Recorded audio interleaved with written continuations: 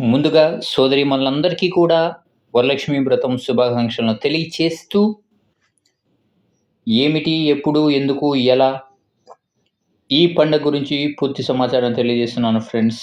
ఎందుకంటే ముందుగా వ్రతం గురించి పరిచయం చేస్తారు, తర్వాత అది ఎప్పుడు వస్తుందో చెప్తాను, ఆ తర్వాత ఎందుకు చేస్తారో చెప్తాను, చివరిగా ఎలా చేస్తారనేది వివరిస్తాను ఫ్రెండ్స్.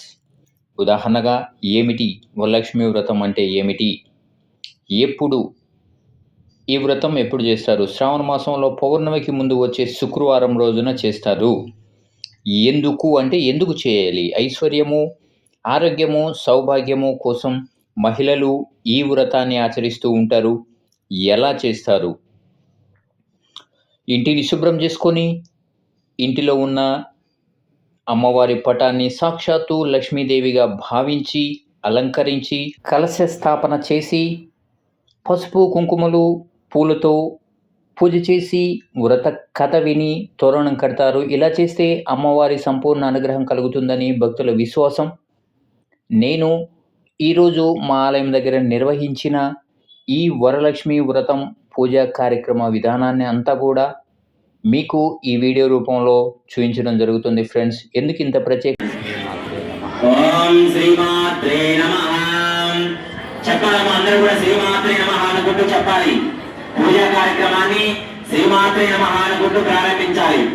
ఓం శ్రీమాత్రే నమః, శ్రీమాత్రే నమః, శ్రీమాత్రే నమః, ఓం శివాయ గురవే నమః, శ్రీమన్మహాగణాధిపతే నమః, శ్రీ సరస్వతీ నమః, శ్రీ గురుభ్యో నమః. హరి పరమేశ్వరో శ్రీ శ్రీరేతు మహాశక్తి బ్రహ్మాంబ స్వరూపిణి జగదానంద జనని సర్వమంగళదాయిని సౌరాష్ట్రే సోమనాథం చ శ్రీశైలమల్లికార్జునం ఉజ్జాయిన్యాం మహాకాలం ఓంకారమల్లేశ్వరం సదాశివ సమారంభాం పక్కన కూర్చోండి, పక్కన కూర్చో, సెల్ తీసుకొని విశ్వకర్మ సమారంభాం విశ్వరూపాయ మధ్యమాం అస్మదాచార్య పర్యంతం వందే గురు పరంపరం ఇంద్రకీల నివాసిన్యతాం నవరత్న విభూషితాం కనకదుర్గాం భజే నిత్యం సర్వకామ్యార్థ సిద్ధయే సర్వమంగళమాంగళ్యే శ్రీ సర్వార్థసాధికే శరణ్యే త్ర్యంబకే గౌరీ నారాయణీ నమోస్తుతే ఈశాన సర్వ విద్యానాం ఈశ్వర సర్వ భక్తమాగణేశ్వర భవాని వృద్ధినే సరస్వామి సంపూర్ణ పారవసాద ద్వారా మమ భూమి ధనాని కనక వస్తువాహనే పుత్ర పౌత్రామి విద్యా ఉద్యోగ వందే సంభ్రమమాపతిం సర్వరం వందే జగత్కారణం వందే మండలభూషణ కపటం వందే వసనాపతిం వందే సూర్యశశాంకమగ్నినయనం వందే ముకుందప్రియం వందే భక్తజనాశ్రయం చ వరదం వందే శివం శంకరమితి శ్రీ భవాని శంకర స్వామి నమో నమః. నమస్తేస్తు మహామాయే శ్రీపీఠే శ్రీపూజితే శంఖచక్రగదాహస్తే మహాలక్ష్మీ నమోస్తుతే శ్రీ మహాలక్ష్మీదేవి నమో నమః. మీ దగ్గర నుండి అక్షింతలు తీసుకొని 5 సార్లు అక్షింతలు వేస్తూ ఉండాలి యొక్క గోడమ దగ్గర. ధ్యాయామి, ధ్యానం సమర్పయామి, ఆవాహయామి, ఆసనం సమర్పయామి, హస్తయోః అర్ఘ్యం సమర్పయామి, పాదయోః పాద్యం సమర్పయామి, ముఖే శుద్ధాచమనీయం సమర్పయామి. లింగారాసగడ్భితానసికాం సౌందీం తమాం బిభ్రతీం సౌవర్ణాం భరధారిణీం వరసుధా దౌతాం త్రైత్రోజ్వలాం వందే పుస్తకపాశమంకుశధరాం సద్భూషితాముజ్వలాం త్వాం గౌరీం త్రిపురాం పరాత్పరగణాం శ్రీచక్ర సంచారిణీం శ్రీ దేవీ నమో నమః. ధ్యానం కామేశ్వరాంజనేయ మహాకామేశ్వరీ శ్రీ లలితా పరాభట్టారిక దేవతా ఐం బీజం భీం శక్తిః సౌం కీలకం మమ ఖడ్గ సిద్ధ్యతే సర్వాభీష్ట సిద్ధ్యతే జపే వినియోగః మూలమంత్రేణ సరంగన్యాసం తుర్యాత్ తాదృశం ఖడ్గమాప్రోదేన హస్తస్థితేన మయష్టావిషమహాద్వీప సామ్రాటోక్త భవిష్యతి ఆరక్కాభాం త్రినేత్రాపరిమోధనాం రత్నతారంకరమ్యాం హస్తాం భోజైః సపాశాంకుశమధనుస్సాయికైరిస్మరింతిం అభినవతంగమక్షోరహాం ఈశ్వరేణాం మిలమిత్యాది పంచభుజాం కుర్యాత్ యథాశక్తిమూలమంత్రం జపేత్. ఓం ఐం హ్రీం శ్రీం ఐం క్లీం సౌం.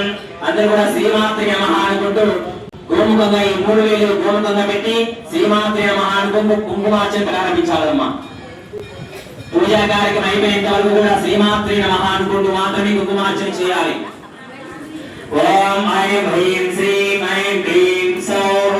ఓం ఐం హ్రీం శ్రీం ఐం క్లీం సౌం. ఓం ఐం హ్రీం శ్రీం ఐం క్లీం సౌం.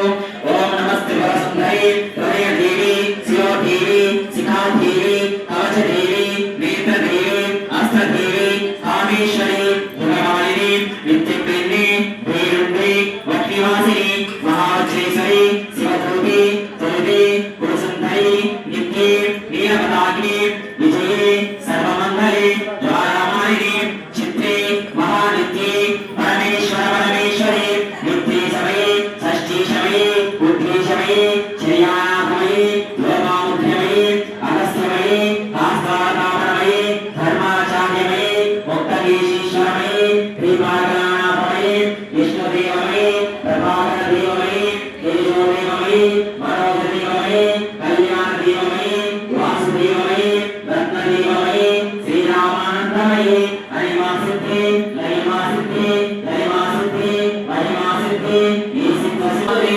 అనంతైకి అనంతవేణి అనంతాంకుశి అనంతమాలిని సర్వసంక్షోభణ సంభూతం నాథ రూపం నిరామయం అజ్ఞాన విమరస్యార్థం గంఠానాదం శ్రావయామి శ్రీ మహాకాళీ మహాలక్ష్మి మహాసరస్వతి స్వరూపిణి శ్రీ దుర్గాదేవి నమో నమః ధూపమాగ్రాపయామి.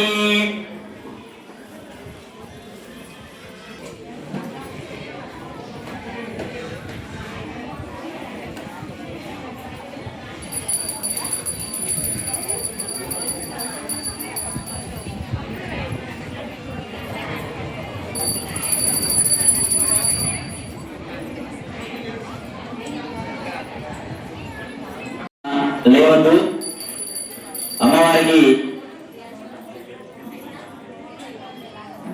అమ్మవారికి నివేదన చేసిన తర్వాత నక్షత్ర హారతి ఇస్తాము. నక్షత్ర హారతి ఇచ్చిన తర్వాత అందరికీ కూడా ఇక్కడే హారతి అందుకుంటారు కాబట్టి ఎవరు కూడా లేవద్దు. అందరూ కూడా ఉన్న చోటనే కూర్చోవాలి. దయచేసి ఎవరు కూడా లేవద్దు. ఒకరు ఇద్దరు వేస్తే అందరూ వేస్తారు కాబట్టి అంత గజిబిజిగా ఉంటుంది కాబట్టి ఎవరు కూడా లేవద్దు. తల్లి అక్కడ తీసుకో.